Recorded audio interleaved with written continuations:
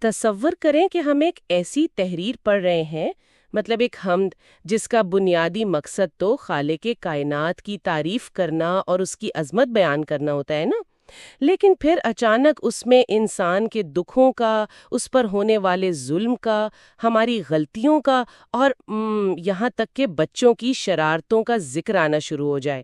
بظاہر تو یہ ایک بڑا عجیب سا اور بہت بڑا تضاد لگتا ہے، بالکل ایسا ہی ہے۔ کیونکہ حمد جیسی خالص صنف میں رنج و غم یا حوادث کا کیا کام؟ حمد میں تو ہم عموماً روشنی، پاکیزگی اور کمال کی بات کرتے ہیں، لیکن آج ہمارے سامنے جو ماخذ ہے نا، وہ اس روایتی سوچ کو بالکل الٹ کر رکھ دیتا ہے۔ اور دیکھیں، یہی وہ پہلو ہے جو عتیق احمد جاذب کی اس حمد کو محض ایک عام دعائیہ کلام سے نکال کر انسانی نفسیات کا ایک بہت گہرا مطالعہ بنا دیتا ہے۔ بالکل، اور اسی لیے آج ہم اس کلام کا یہ تفصیلی جائزہ لے رہے ہیں۔ صحیح۔ اس پورے کلام کی جو بنیاد ہے نا، وہ ایک ایسے مصرے پر رکھی گئی ہے جو بار بار ایک گونج کی طرح ابھرتا ہے۔ شاعر کہتا ہے، ہم نے تجھے جانا ہے فقط تیری عطا سے۔ ہم نے تجھے جانا ہے فقط تیری عطا سے۔ ہاں، یعنی کائنات کے اس لامحدود خالق کو سمجھنے کا واحد طریقہ وہ چیزیں ہیں جو اس نے انسان کو دی ہیں، اور یہ عطائیں صرف وہ نہیں ہیں جنہیں ہم روایتی طور پر نعمت سمجھتے ہیں، بلکہ یہ ایک پورا میکانزم ہے۔ مطلب وہ چیزیں بھی جن سے ہم ڈرتے ہیں یا جنہیں ہم نظر انداز کر دیتے ہیں۔ بالکل، اور آج کے اس جائزے کا مشن بھی اسی میکانزم کو کھوجنا ہے کہ کس طرح یہ سب کچھ ایک عطا ہے۔ اگر ہم اس کلام کی بند پر غور کریں نا، تو محسوس ہوتا ہے کہ شاعر نے شروع میں ہمیں ایک انتہائی وسیع، بے کراں اور کسی حد تک خوفناک کینوس کے سامنے لا کھڑا کیا ہے۔ جیسے کوئی وائڈ اینگل کیمرہ لگا دیا ہو، ہاں، ہے نا، جو پوری کائنات کو ایک فریم میں دکھا رہا ہو۔ کیونکہ کلام کا آغاز ہی کچھ ایسے ہوتا ہے کہ سورج کے اجالوں، فضاؤں، خلاء اور چاند ستاروں کی چمک۔ ہاں، اور پھر وہ جنگل کی خاموشی اور پہاڑوں کی انا کا بھی ذکر کرتا ہے۔ ایک سیکنڈ، پہاڑوں کی آنا، یہ بڑی عجیب سی ترکیب ہے۔ میرے ذہن میں یہ سوال ابھرتا ہے کہ جب ایک انسان ان عظیم الشان اور ہیبت ناک چیزوں کو دیکھتا ہے تو اس کے اندر ایسا کیا نفسیاتی عمل ہوتا ہے جو اسے خالق کی پہچان کی طرف لے جاتا ہے؟ دیکھیں، اس کو سمجھنے کے لیے ہمیں ذرا انسانی شعور کی محدودیت کو دیکھنا ہوگا۔ مطلب جب کوئی شخص خلا کی وسعت، کسی گہرے خاموش جنگل یا کسی دیوا ہیکل پہاڑ کے سامنے کھڑا ہوتا ہے نا، تو سب سے پہلا احساس کیا ہوتا ہے؟ شاید اس سے اپنی کمزوری کا احساس ہوتا ہے، ایک بے بسی سی محسوس ہوتی ہے۔ بالکل درست، اپنی کم مائیگی کا احساس۔ شاعر نے پہاڑوں کی آنا کہہ کر دراصل اسی بات کی طرف اشارہ کیا ہے۔ پہاڑ تو اپنی جگہ سے سرکتے نہیں ہیں نا، وہ سینہ تانے کھڑے رہتے ہیں، ان میں ایک طرح کا غرور اور تسلسل ہوتا ہے۔ جبکہ انسان تو کمزور ہے، فانی ہے اور لمحہ بہ لمحہ بدلتا رہتا ہے۔ بالکل، تو یہ جو تصادم ہے انسان اور فطرت کے درمیان، یہ انسان کو یہ سوچنے پر مجبور کرتا ہے کہ اس کائنات کو چلانے والی کوئی ایسی لامحدود طاقت ضرور موجود ہے جس کا جلال اور ہیبت ان پہاڑوں میں، ان سمندروں میں اور ان کڑکتی بجلیوں میں قید ہے۔ لیکن یہاں رک کر میں ایک بات پوچھنا چاہتی ہوں۔ طاقت اور ہیبت کی بات تو سمجھ میں آ گئی، لیکن ان چیزوں کو ہم عطا یا تحفہ کیسے کہہ سکتے ہیں؟ مطلب جب وہ بکھرا ہوا سمندر، جسے شاعر پرہول سمندر کہتا ہے، طوفان لاتا ہے، یا جب بادل گرجتے ہیں اور بجلی کڑکتی ہے، تو انسان کی جان کو خطرہ ہوتا ہے۔ ہاں نا، تب تو بقا کا مسئلہ بن جاتا ہے۔ تو ایک خطرہ انسان کے لیے عطا کیسے ہو سکتا ہے؟ یہ نقطہ تو بظاہر متضاد لگتا ہے۔ یہ بظاہر متضاد ضرور ہے، لیکن سچ تو یہ ہے کہ کائنات کا پورا نظام اسی توازن پر کھڑا ہے۔ مطلب جس طاقت میں تباہی کا پہلو نظر آتا ہے نا، زندگی کی پوری بنیاد بھی اسی طاقت پر استوار ہے۔ اچھا، وہ کیسے؟ دیکھیں، شاعر نے کڑکتی بجلی، پراسرار گھٹا اور خوفناک سمندر کا ذکر کرنے کے فوراً بعد انہیں جوڑا ہے مٹی کے خزانوں سے، اناجوں سے، خزاں سے، برسات سے، طوفان سے، پانی سے، ہوا سے۔ بالکل، یعنی کائنات کا وہ جلال اور وہ خوفناک عمل دراصل ایک کارخانہ ہے جو زندگی پیدا کر رہا ہے۔ اگر بادلوں میں طوفان کی ہیبت نہ ہونا تو زمین پر پانی نہیں برسے گا۔ صحیح، اور اگر سمندروں میں وہ پرہول لہریں نہ ہوں تو زمین کا درجہ حرارت متوازن نہیں رہ سکتا۔ کیا بات ہے! تو خالق کی ہیبت و جلال کو عطا اسی لیے کہا گیا ہے کیونکہ یہی وہ کائناتی مشینری ہے جو ہمارے لیے اناج اور غذا پیدا کرتی ہے۔ انسان کو بس یہ سمجھایا جا رہا ہے کہ وہ طاقت جو تجھے ڈراتی ہے دراصل وہی تیری پرورش کر رہی ہے۔ واہ، یہ ایک بہت اہم ربط ہے، یعنی خوف اور بقا دونوں ایک ہی ذریعے سے جڑے ہوئے ہیں۔ جو طوفان عقل کو دنگ کر دیتا ہے وہی زندگی لاتا ہے۔ یہ تو ہو گیا وہ وسیع کینوس، لیکن پھر کلام میں ایک دم سے ایک غیر متوقع موڑ آتا ہے۔ ہاں، وہ وائڈ اینگل لینز اچانک سے بدل جاتا ہے۔ بالکل، ایسا لگتا ہے شاعر نے میکرو لینس لگا لیا ہو۔ وہ اس لامحدود وسعت سے نکل کر اچانک کائنات کے انتہائی چھوٹے، نازک اور لطیف حصوں میں داخل ہو جاتا ہے، جیسے کلیوں کی حیا، پھولوں کی قبا اور معصوم سی روتی ہوئی شبنم کی ادا۔ صحیح۔ میں اس کو اس طرح تصور کر رہی تھی کہ جیسے کوئی شخص آسمان کی طرف منہ کر کے وسعت میں گم ہو اور اچانک اس کی نظر زمین پر پڑے ایک چھوٹے سے پتے پر ٹھہر جائے جس کی باریک رگوں پر ایک شبنم کا قطرہ لرز رہا ہو۔ لیکن مجھے یہاں ایک الجھن ہوتی ہے۔ وہ الجھن کیا ہے؟ شاعر نے یہاں فطرت کو خالصتاً انسانی جذبات پہنا دیے نا۔ کلیاں حیا کر رہی ہیں، شبنم رو رہی ہے اور اس کے رونے میں ایک معصومیت ہے۔ تو کیا یہ ہمارا انسانی غرور نہیں ہے کہ ہم کائنات کی ہر بے جان شے پر اپنے جذبات تھوپنے کی کوشش کرتے ہیں؟ مطلب کیا واقعی ایک پودے کی کلی میں حیا ہو سکتی ہے یا یہ محض ہماری انسان مرکوز سوچ ہے؟ یعنی اس کے کوڈ کو ڈی کوڈ کرتا ہے۔ اچھا، وہ کیسے؟ جب انسان پھول کی کلی کو کھلتے ہوئے دیکھتا ہے تو وہ بظاہر ایک سائنسی عمل ہوتا ہے، لیکن جب وہ اس کے کھلنے میں ایک نزاکت، ایک آہستگی اور ایک حیا محسوس کرتا ہے نا، تو وہ دراصل اس تخلیق کے پیچھے چھپے ہوئے فن کو پہچان رہا ہوتا ہے۔ یعنی وہ کاریگری کو دیکھ رہا ہوتا ہے۔ بالکل۔ شاعر اس حصے میں واضح طور پر کہتا ہے، ہر شے کے جھلکتے ہوئے فن اور کلا سے، کلا یعنی کرافٹ، یہ انسانی جذبات تھوپنا نہیں ہے، بلکہ یہ اس بات کا اقرار ہے کہ خالق صرف ایک میکینک یا انجینئر نہیں ہے جس نے بس مشین بنا کر چلا دی ہو۔ ہاں، بلکہ وہ خالق ایک بے مثال مصور اور فنکار بھی ہے۔ یہ تو بہت خوبصورت بات ہے۔ تو اس کا مطلب یہ ہوا کہ جلال ہمیں خالق کی طاقت سے متعارف کرواتا ہے، جبکہ جمال ہمیں اس کی محبت اور اس کے فن سے جوڑتا ہے۔ 100% ایسا ہی ہے۔ پانی اور اناج کی ضرورت تو حیاتیاتی طور پر ہے انسان کو۔ بالکل، یہ تو بقا کا مسئلہ ہے۔ ہاں، لیکن پرندوں کے چہکنے یا ہیرے موتی کی چمک کی تو کوئی حیاتیاتی ضرورت نہیں ہے نا؟ مطلب اگر کائنات میں پھولوں کے رنگ نہ ہوتے تب بھی انسان کی طبعی زندگی تو چل ہی سکتی تھی، تو پھر یہ خوبصورتی کیوں موجود ہے؟ اس کی کیا منطق ہے؟ یہ بہت گہرا سوال ہے۔ یہ خوبصورتی اس لیے موجود ہے کیونکہ یہ خالصتاً ایک عطا ہے۔ یہ وہ تحفہ ہے جس کا مقصد جسم کو نہیں بلکہ روح کو تسکین دینا ہے۔ یعنی ہماری حیاتیاتی ضروریات ہمیں زمین سے باندھے رکھتی ہیں اور جمالیاتی حس زمین سے اوپر اٹھاتی ہے۔ بالکل۔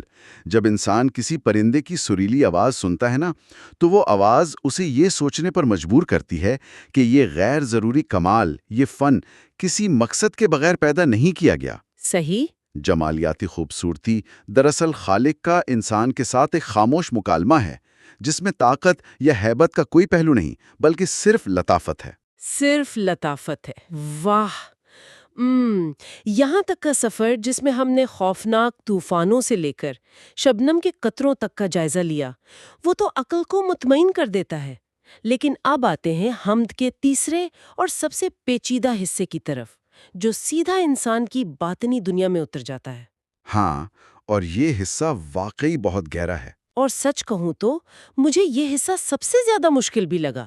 مطلب شاعر اچانک کائنات کے مظاہر کو چھوڑ کر ہمارے دکھوں اور ہماری خطاؤں کا ذکر شروع کر دیتا ہے۔ حوادث، جفا یعنی ظلم، رنج و غم، درد، لغزش اور خطا۔ بالکل۔ اب ہم ایک طرف خدا کی تعریف کر رہے ہیں اور دوسری طرف ظلم اور حادثوں کو ایک عطا کے طور پر گنوا رہے ہیں۔ یہ بات اس شخص کے لیے انتہائی تکلیف دہ ہو سکتی ہے جو واقعی کسی شدید صدمے سے یا ظلم سے گزر رہا ہو۔ میں سمجھ سکتا ہوں۔ تو ظلم اور درد کس طرح خالق کی پہچان کا ذریعہ یا کوئی عطا ہو سکتے ہیں؟ اس سوال کی چبھن بالکل بجا ہے، اور انسانی تاریخ میں فلسفے اور مذہب کا یہ واقعی سب سے پیچیدہ مسئلہ رہا ہے۔ لیکن اگر ہم اس کلام کے الفاظ کی ترتیب پر ذرا غور کریں نا، تو شاعر نے دکھوں کا ذکر تنہا نہیں کیا، اس نے ہر تکلیف کو اس کے رد عمل کے ساتھ جوڑا ہے۔ وہ کہتا ہے دردوں سے، دوا سے۔ اس نے رنج و غم کا ذکر کیا تو ساتھ ہی خوشیوں سے، تبسم سے، مریضوں کی شفا سے کا بھی ذکر کیا۔ یعنی وہ ایک تضاد پیش کر رہا ہے۔ ہاں، ہمیں اس میکینزم کو سمجھنا ضروری ہے۔ انسانی شعور اس طرح کام کرتا ہے کہ وہ کسی بھی چیز کی اہمیت کو اس کی ضد یعنی اس کے متضاد سے ہی جان سکتا ہے۔ روشنی کو سمجھنے کے لیے تاریکی کا تجربہ لازمی ہے نا؟ تو اس کا مطلب ہے کہ اگر بیماری کا وجود ہی نہ ہو تو ہم کبھی بھی شفا کے معجزے کو محسوس نہیں کر سکتے۔ بالکل، جب انسان کسی حادثے یا درد سے گزرتا ہے نا، تو اس پر اس کی اپنی حتمی بے بسی عیاں ہو جاتی ہے۔ کائنات کے وہ تمام مظاہر، وہ پہاڑ اور سمندر جو باہر موجود تھے، وہ اب اس کے اندر کی کمزوری کی صورت میں ظاہر ہوتے ہیں۔ صحیح۔ جب انسان کو محسوس ہوتا ہے کہ اس کا علم، اس کا پیسہ اور اس کے وسائل درد کو کم نہیں کر سکتے، تو وہ بے ساختہ ایک ایسی طاقت کو پکارتا ہے جو اسباب سے بالاتر ہو۔ تو درد اور رنج و غم کو عطا اس لیے کہا گیا ہے کیونکہ یہ وہ واحد راستہ ہے جو انسان کے باطن کی صفائی کرتا ہے، اس کی انا کو توڑتا ہے اور اسے اپنے خالق کی طرف رجوع کرنے پر مجبور کرتا ہے۔ بالکل، اور جب درد کے بعد اسے دوا ملتی ہے، شفا ملتی ہے، تو اسے یقین ہو جاتا ہے کہ وہ اس کائنات میں تنہا نہیں چھوڑا گیا، کوئی ہے جو اس کی خبرگیری کر رہا ہے۔ اس وضاحت سے درد کی منطق تو سمجھ میں آ جاتی ہے، لیکن شاعر نے اس سے بھی ایک قدم آگے جا کر لغزش اور خطا کی بات کی ہے۔ لغزش کا مطلب ہے پھسلنا یا کوئی غلطی کر بیٹھنا۔ جی، ہم عموماً عبادات اور نیکیوں کو خدا سے قربت کا ذریعہ سمجھتے ہیں، جس کا ذکر شاعر نے کیا بھی ہے، لیکن گناہ یا غلطی کرنا کیسے عطا ہو سکتا ہے؟ یہ تو انسان کو خالق سے دور کرنے کا سبب ہونا چاہیے نا؟ اور یہی اس حمد کی سب سے بڑی فلسفیانہ جستجو ہے۔ دیکھیں، لغزش اور خطا کو عطا اس لیے کہا گیا ہے کیونکہ جب انسان کوئی نیکی کرتا ہے نا، تو اکثر اس کے اندر نیکی کا غرور پیدا ہو جاتا ہے۔ وہ خود کو دوسروں سے برتر سمجھنے لگتا ہے۔ بالکل، اور یہ غرور اسے اسی جگہ لے جاتا ہے جہاں ہم نے شروع میں پہاڑوں کی انا کا تذکرہ کیا تھا۔ لیکن جب انسان سے کوئی خطا ہوتی ہے، کوئی غلطی ہوتی ہے، تو وہ اپنے ہی کمال کے وہم سے نیچے گر جاتا ہے۔ اس پر ندامت طاری ہوتی ہے۔ ہاں، وہ شرمندہ ہوتا ہے۔ یہ ندامت اور عاجزی اسے اس کے غرور سے پاک کر دیتی ہے اور وہ معافی مانگتا ہے۔ یہ معافی مانگنے کا عمل دراصل اسے خالق کی صفت رحمت سے روشناس کرواتا ہے۔ یہ بہت زبردست نکتہ ہے کہ انسان کا احساس ندامت اسے غرور سے بچاتا ہے۔ اور پھر اسی بن میں شاعر نے انسانی رشتوں کا ایک ایسا تضاد پیش کیا ہے جو ہمارے روزمرہ کے تجربات سے جڑا ہوا ہے۔ کون سا والا؟ وہ ذکر کرتا ہے نا بچوں کی شرارت سے تو ماؤں کی دعا سے۔ اگر ہم کائناتی سطح سے ذرا نیچے آئیں تو یہ منظر تو کسی بھی گھر کا ہو سکتا ہے۔ بچے شرارت کرتے ہیں، گھر کا سکون درہم برہم کرتے ہیں، لیکن ایک ماں کی دعا اس تمام شور شرابے پر حاوی ہو جاتی ہے۔ بالکل ایسا ہی ہوتا ہے۔ تو اس معمولی سے گھریلو منظر کو اتنے بڑے کائناتی کلام میں شامل کرنے کا کیا مقصد ہو سکتا ہے؟ مقصد یہ دکھانا ہے کہ خالق کی نشانیاں صرف دور خلاؤں میں یا بڑے بڑے فلسفیانہ مسائل میں نہیں ہیں، بلکہ وہ انسان کی اپنی زندگی کی سب سے قریبی اکائیوں میں بھی موجود ہیں۔ اچھا۔ بچے کی شرارت دراصل زندگی کا تسلسل اور توانائی ہے نا، اور ماں کی دعا وہ غیر مشروط محبت، تحفظ اور رحمت ہے جو خالق نے انسان کی فطرت میں رکھ دی ہے۔ کیا بات ہے! اگر ایک انسان کے دل میں اپنی اولاد کے لیے اتنی گہری اور بے غرض محبت ہو سکتی ہے، تو اس محبت کے سرچشمے یعنی خالق کی رحمت کا کیا عالم ہوگا؟ اسی لیے شاعر انسان کی ان تمام کمزوریوں اور دکھوں کا ذکر کرنے کے بعد فوراً کہتا ہے، رحمت تری ہر گام پہ دیتی ہے دلا سے۔ رحمت تری ہر گام پہ دیتی ہے دلا سے۔ یہ واقعی اس پورے سفر کا حاصل ہے۔ اگر ہم اس سفر کا ایک منطقی تسلسل دیکھیں نا تو یہ ایک حیرت انگیز ترتیب بنتی ہے۔ کیسے؟ دیکھیں، ہم نے ابتدا کی کائنات کی ان بے پناہ وسعتوں سے جہاں ستارے گردش کر رہے ہیں اور سمندر طوفان اٹھا رہے ہیں۔ یہ وہ طاقت تھی جو انسان کو اس کی حقیقت یاد دلاتی ہے۔ صحیح۔ پھر ہم کائنات کی باریک اور نازک تفصیل میں گئے، پھولوں کی کلیوں میں، جہاں ہم نے فن کا مشاہدہ کیا، اور اس کے بعد ہم بیرونی دنیا کو چھوڑ کر سیدھا انسان کی ذات کے اندر داخل ہو گئے، جہاں رنج، شفا اور غلطیوں کا ایک طوفان ہے۔ جو انسان کو روحانی طور پر بیدار کرتا ہے۔ تو یہ سفر باہر سے شروع ہو کر انسان کے اندر تک پہنچتا ہے۔ اور یہی اس حمد کی سب سے بڑی کامیابی ہے نا۔ یہ ہمیں بتاتی ہے کہ انسان کو خالق کو ڈھونڈنے کے لیے کائنات کے کناروں تک جانے کی کوئی ضرورت نہیں ہے۔ باہر کی نشانیاں صرف ایک تمہید ہے، اصل کتاب تو انسان کے اپنے اندر موجود ہے۔ بالکل، اور اسی بات کی تصدیق حمد کا بالکل آخری حصہ کرتا ہے، جو میرے خیال میں اس پورے مطالعے کا سب سے چونکا دینے والا مقام ہے۔ ہاں، تمام کائنات، فضاؤں، سمندروں اور انسان کے دکھوں کا سفر طے کرنے کے بعد بڑی عطا دریافت کرتا ہے۔ وہ کہتا ہے ہم نے تجھے جانا ہے خود اپنے ہی سینے کے دھڑکنے کی صدا سے۔ واہ، یہ ایک سطر بذات خود ایک کائنات سمیٹے ہوئے ہے۔ یہ واقعی اس کلام کی معراج ہے۔ ذرا غور کیجئے، انسان کے سینے میں موجود یہ دل ایک ایسا عضو ہے جو اس کی مرضی کے تابع تو نہیں ہے نا؟ بالکل نہیں، وہ تو خودکار ہے۔ انسان سو رہا ہوتا ہے، غافل ہوتا ہے، لیکن دل اپنا کام کر رہا ہوتا ہے۔ یہ ایک مسلسل اور انتھک عمل ہے جس پر انسان کا اپنا کوئی اختیار نہیں۔ تو شاعر دراصل یہ کہہ رہا ہے کہ اے انسان، اگر تجھے باہر کی کائنات میں کوئی نشانی نظر نہیں آتی، یا تیری نظر وہاں تک نہیں پہنچ پاتی، ہاں، تو صرف ایک لمحے کے لیے خاموش ہو کر اپنے ہی سینے کے اندر گونجتی اس آواز کو سن لے۔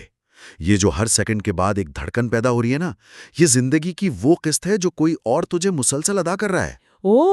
یعنی تیرا اپنا وجود، تیری اپنی سانسیں ہی اس کا سب سے بڑا ثبوت ہے۔ بالکل، سب سے ناقابل تردید ثبوت۔ یہ نکتہ تو ذہن کے دریچوں کو پوری طرح کھول دیتا ہے۔ مطلب وہ دل جو حوادث میں درد محسوس کرتا ہے، جو خوشی میں تیز دھڑکتا ہے، جو لغزشوں پر بوجھل ہوتا ہے، دراصل کائنات کی تمام نشانیوں کا مرکز یہی دل ہے۔ درست کہا آپ نے۔ اور یہاں اس گفتگو کو سمیٹتے ہوئے جو تفصیلات اور حقائق ہم نے اس ماخذ سے اخذ کیے ہیں نا، ان کی روشنی میں ایک ایسا سوال جنم لیتا ہے جو شاید ہم سب کو دیر تک سوچنے پر مجبور کر دے۔ وہ کیا سوال ہے؟ دیکھیں، اگر اس کائنات کا ہر مظہر، چاہے وہ چاند ستاروں کی چمک ہو، طوفان ہو، شبنم کے قطرے ہوں، ہماری تکالیف ہوں، یا پھر ہمارے سینے میں دھڑکتا ہوا دل ہو، یہ سب صرف اور صرف ایک عطا ہیں جن کا مقصد خالق کو پہچاننا ہے۔ صحیح۔ تو کیا اس کا مطلب یہ ہے کہ اس پوری لامحدود کائنات کی وسعتیں اور اربوں کہکشائیں صرف اس لیے موجود ہیں کیونکہ ہم یہاں ان کا مشاہدہ کرنے کے لیے موجود ہیں؟ یہ تو بہت ہی گہری بات ہے۔ بالکل۔ اگر انسان اور اس کا شعور اس کائنات میں نہ ہو جو ان عطاؤں کو محسوس کر سکے، تو کیا اس بے قرار کائنات کا کوئی وجود یا مقصد باقی رہ جاتا ہے؟ کیا بات ہے! کیا ہم کائنات کے ایک کونے میں پڑے ہوئے محض حقیر ذرے ہیں، یا پھر ہماری آنکھ اور ہمارے دل کی دھڑکن ہی اس کائنات کے ہونے کی اصل اور حتمی وجہ ہے؟ کبھی فرصت ملے تو اس خاموشی میں بیٹھ کر اپنی دھڑکن کو ضرور سنیے گا، شاید اسی میں کائنات کا سب سے بڑا راز چھپا ہو۔